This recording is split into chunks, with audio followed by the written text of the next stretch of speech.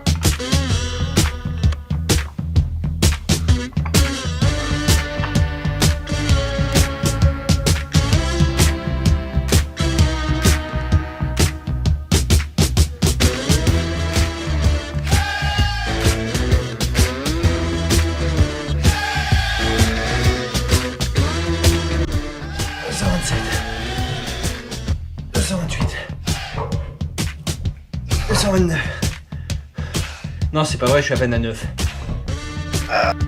Bon les gars, on est à une semaine du test. Et là,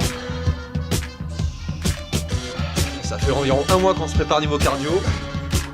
Et là, on est venu se faire achever en fait par les experts de la fonte. Donc on est ici pour pleurer, je vous le dis clairement. Yes, voilà, on sort les pecs. Bon les gars, le travail commence à payer.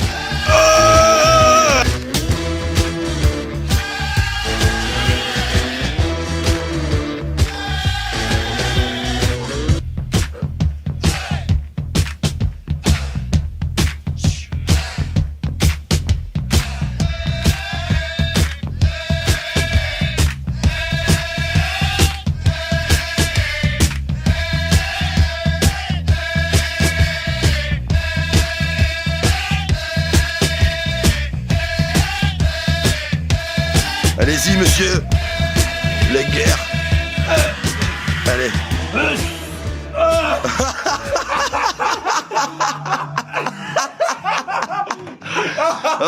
Oh, le gilet est trop lourd.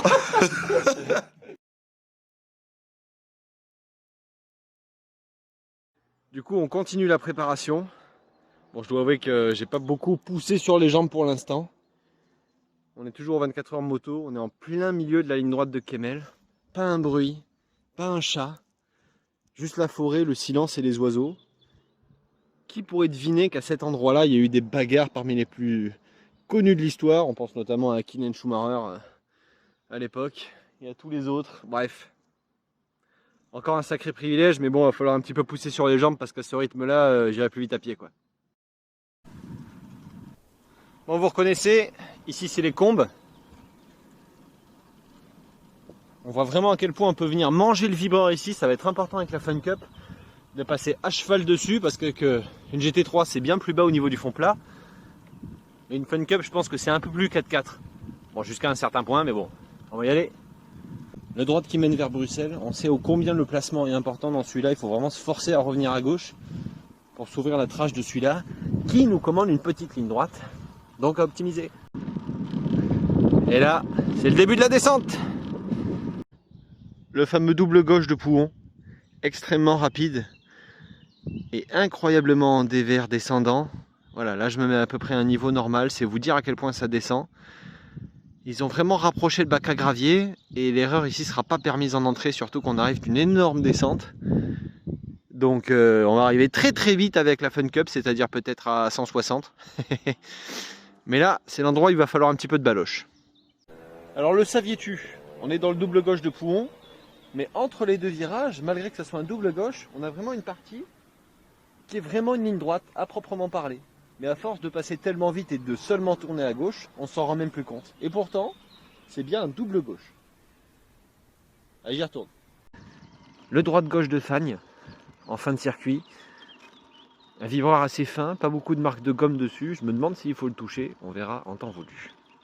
Le double droite de Stavelot à la fin, au virage du karting pour les intimes. C'est le virage qui commande la ligne droite de retour. Et comme vous pouvez le voir, On a maintenant un beau bac à sable en extérieur qui nous attend, ce qui veut dire que là, dans Assetto Corsa, c'est du goudron. On peut y aller si on sort un petit peu avec du sous-virage, mais là, ça sera absolument interdit. Bon, avec une Fun Cup, je pense que ça passe à fond sans trop de soucis. Ça tourne pas mal quand même. La courbe de Blanchimont, ultra rapide, flat out, un vibreur très fin à l'intérieur, qu'il faut juste venir lécher, et on remonte vers les paddocks. Je leur avais pourtant dit d'arrêter de jouer avec ma bite. On arrive sur la dernière chicane, on peut le voir en fait aux marques de gomme au sol, à quel point c'est bosselé à cet endroit-là. Je pense pas que ça ait une grande incidence, mais c'est plutôt impressionnant. Regarde-moi la taille du boudin. Même ta belle-mère allongée, elle n'est pas aussi haute. Ils sont en train de refaire les peintures et on peut voir les fameuses petites stries au sol qui ont tendance à un petit peu désavantager les premières lignes par rapport forcément à ce tout petit manque de surface de contact au sol. Coco. Allez, direction la source. Bon, et là vous reconnaissez la source, forcément. Premier virage qui donne vers vous savez quoi.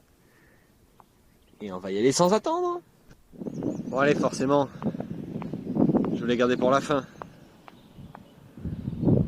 Le plus beau virage au monde. Est-ce que j'ai vraiment besoin d'en raconter des caisses? Regarde la chance que j'ai. Hop là! Regarde le nouveau poster que je suis en train de me faire. Du coup, il faut que je reparte à vélo. Mais je suis pas très motivé à monter ça là tout de suite, tu vois. Peut-être repartir dans l'autre sens, mais putain, ça monte tout autant. Moins fort, mais plus long.